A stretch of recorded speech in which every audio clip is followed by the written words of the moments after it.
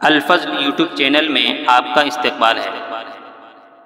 اس channel پر روزانہ قرآن پاک کی ایک آیت تلاوت سماعت ترجمہ اور مختصر تشریح پیش کی جاتی ہے۔ ویڈیو اپلوڈ ہونے پر نوٹیفیکیشن پانے کے لیے اس چینل کو سبسکرائیب کریں اور بیل آئیکن ضرور دبائیں۔ السلام علیکم ورحمۃ اللہ وبرکاتہ۔ میرے دینی و ایمانی بھائیوں اور بہنوں، سورہ نساء آیت نمبر 37 پیش خدمت ہے۔ اعوذ باللہ من الشیطان الرجیم۔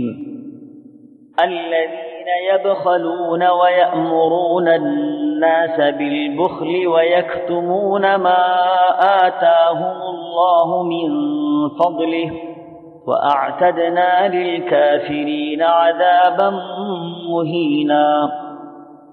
جو لوگ خود بخیلی کرتے ہیں اور دوسروں کو بھی بخیلی کرنے کو کہتے ہیں اور اللہ تعالیٰ نے جو اپنا فضل انہیں دے رکھا ہے اسے چھپا لیتے ہیں، ہم نے ان کافروں کے لیے ذلت کی مار تیار کر رکھی ہے۔ حضرت ابن عباس رضی اللہ تعالی عنہما کی روایت سے معلوم ہوتا ہے کہ یہ آیت مدینے کے یہودیوں کے حق میں نازل ہوئی تھی۔ یہودی بہت زیادہ مغرور تھے، انتہا درجے کے کنجوس تھے، مال خرچ کرنے میں بخل کرتے تھے اور اس علم کو بھی چھپاتے تھے جو انہیں اپنی الہامی کتابوں سے حاصل ہوا تھا۔ ان کتابوں میں حضرت صلی اللہ تعالی علیہ وسلم کی بعثت کی بشارت تھی اور آپ صلی اللہ تعالی علیہ وسلم کی علامات کا بھی ذکر تھا، لیکن یہودیوں نے ان سب کا یقین کر لینے کے بعد بھی بخل سے کام لیا، نہ خود اس علم کے تقاضے پر عمل کیا اور نہ دوسروں کو بتلایا۔ آیت میں بخل کا لفظ عام استعمال کیا گیا ہے۔ مذکورہ شان نزول سے معلوم ہوتا ہے کہ یہاں لفظ عام استعمال کر کے مال کے اندر بخل کرنا بھی شامل ہو گیا اور علم میں بخل کرنا بھی شامل ہو گیا۔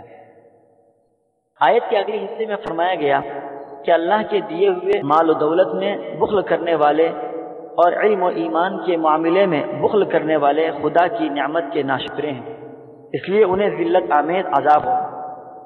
حضرات، احادیث میں بخل کرنے والوں کی سخت مذمت کی گئی ہے۔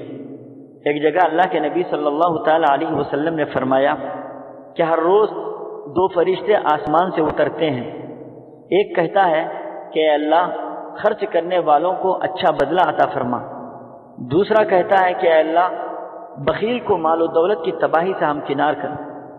اسی طرح فرمایا گیا کہ بخیل شخص جنت سے دور ہوگا، اللہ سے دور ہوگا، لوگوں سے دور ہوگا اور آگ کے قریب ہوگا۔ خلاصہ یہ ہے کہ بخل قابل مذمت فعل ہے اور اللہ کو یہ چیز انتہائی ناپسندیدہ ہے۔ اس سے بچتے ہوئے دل کھول کر صحیح راستے میں خرچ کرنے کی کوشش کرنی چاہیے۔ اللہ تعالی ہم سبوں کو بخل سے بچ کر اللہ کے راستے میں خرچ کرنے کی توفیق عطا فرمائے۔ آمین۔ وآخر دعوانا ان الحمد للہ رب العالمین۔